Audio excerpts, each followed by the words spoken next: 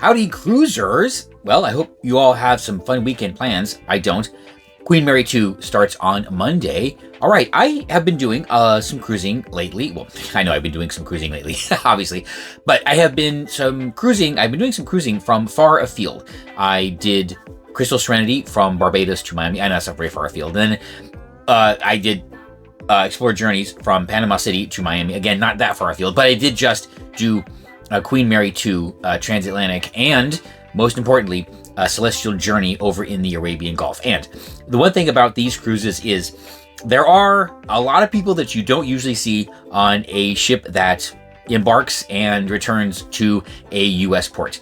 The cruise industry here is primarily geared toward Americans, right? The people that embark in, Miami, Port Canaveral, and Tampa, and Fort Lauderdale are Americans, with a few Canadians and some South Americans that, can afford to come to the U.S. for their cruise. But these other cruises, particularly the one over in the Arabian Gulf, was quite a cultural experience because you see different cruisers that you just would not see here on a U.S. focused cruise. So I thought we would just talk a little bit about some of the observations I made and some of the great people that I met and talked to. And not really, okay, actually, didn't really talk to a lot of people because there were some odd language barriers on this cruise. So let's just, start with the number one thing that you will probably notice when you cruise out of a foreign port, a very, very foreign port, and that's the different perception that many cultures have toward personal space. Americans have a very large bubble around them, or Americans feel most comfortable with a very large personal space bubble around this. It's almost memeable. But if you go to particularly Asian cultures and particularly Far Eastern cultures, China is a great example of this. That personal bubble just does not exist. People do crowd up on top of each other, in lines or even in things like the buffet or whatever, and it is perfectly normal for them. It is not unusual to just be packed on the subway. I'm sure you've seen pictures in Japan and whatnot, but even in the theme parks, yes, the personal space is very, very intimate, and this was definitely the case, on the cruise ship. I think that when people talk about, elevator etiquette, there is still a little bit of, let's just not pile into the elevator. Over there, oh yeah, you will squeeze into the elevator. No matter how many people are on the elevator, they will try to fit 5 more, right? And at the buffet, you can't leave a gap. And they're not being rude about it, right? So if you stop and if you're like, this happened to me a couple times, if you're like examining the food and there's 6 inches of space, boom, someone will just dart right in there. And that's not something you would normally see in a North American cruise, and it's something that might be a little bit jarring. I mean, I was used to it, having been over to Asia a couple times, so it is a very interesting difference that you will notice when you are cruising far, far afield. Yes, personal space. There isn't very much of it. Next is, I'm going to say this.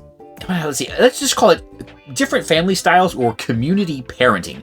There were not a lot of kids on board, but kids there were noticeable. But I really couldn't tell what the exact family units were because it seems like a lot of people were traveling with very extended families, and more so than you would see here. It is not unusual to see, grandma and the kids, grandma, her kids, and then the grandkids on a cruise, the multi-generational cruising. But it seemed that there were some very large family groups on this cruise, and you couldn't really tell, who the kids belonged to because they were all being doted on and cared for by a bunch of different people.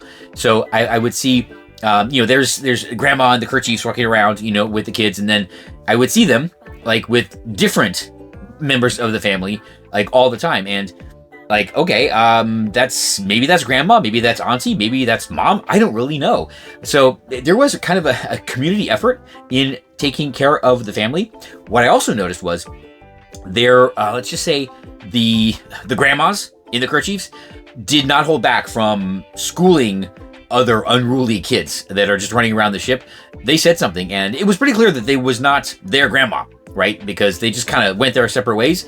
But yeah, if the kids were being a little bit obnoxious on the elevator, they would say something. They absolutely would say something. And most importantly, the kids would listen and they would quiet down. They spoke the same language from one of the stands.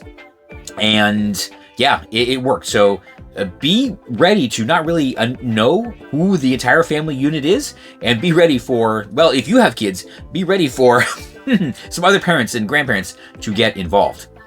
I guess is number 3, the cruise line will have different foods. And when I say different foods, I don't just mean the normal variety that you would find on a cruise ship, particularly here. Like almost every cruise line that sails out of North America, they're going to have an Italian night, maybe Spanish night, a Mexican night, things like that. But on Celestial, there was definitely a focus for the people that were coming from Central Asia. So there was different rices, different noodles. I'm sure you saw in the video these giant pots of rice and different things, and all sorts of preparations that I just wasn't familiar with.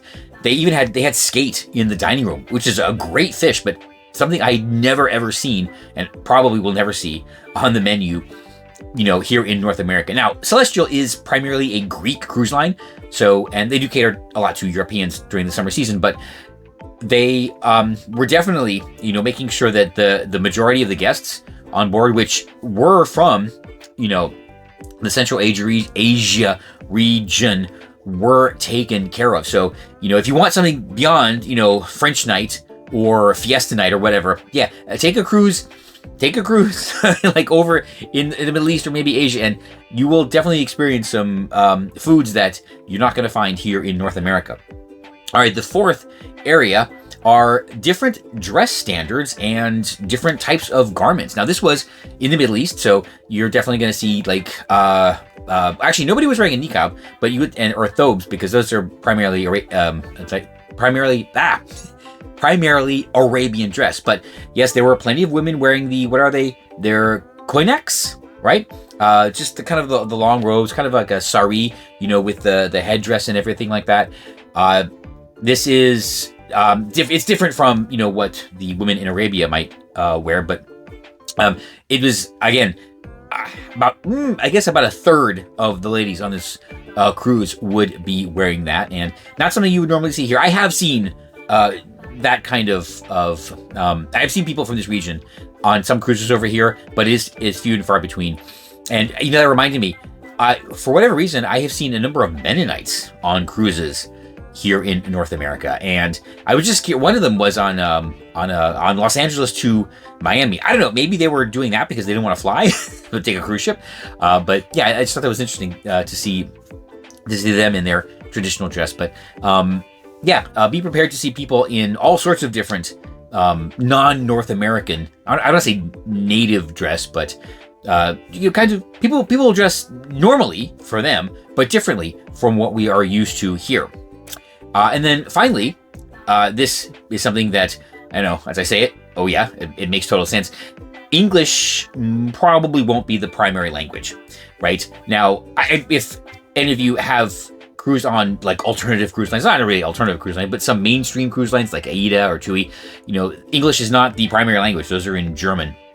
And then there's, P&O and Cunard, where English is the preferred language on those ships. That didn't land very well. Anyway, on this ship, okay, so with Celestial, it seems the de facto language on the ship is English, because all the menus were English, most of the signs were in English. It was a former Holland American ship, so that would make sense. But the dominant language on this cruise was not English and was not Arabic. It was Russian. Every announcement was made in several different languages, but the Russian announcement was the most detailed. They would, I remember they would come on, and the English announcement actually I kind of liked it because it was very brief, right? To be honest, I don't know I can't tell you if there were other Americans on the ship, and I only interacted with 2 other British couples. So actually one of them one couple might have been Australian, but there definitely weren't that many English speakers, because when I went to the English welcome aboard talk, maybe 10 people in there, and actually one group, okay, it was weird. They should have been, that's right. No, they belonged, the cruise director was asking them, shouldn't you go to, it might have been the Russian one, and they actually said in a very thick accent, no, we want to stay in the English one. So, okay, well, good for them. But yes, be ready for you to still hear a number of different announcements in different languages, but English will be short and to the point, and I actually kind of like that. So, boy. Well, I do hope, and I would highly recommend that you take a cruise from some far-off destination.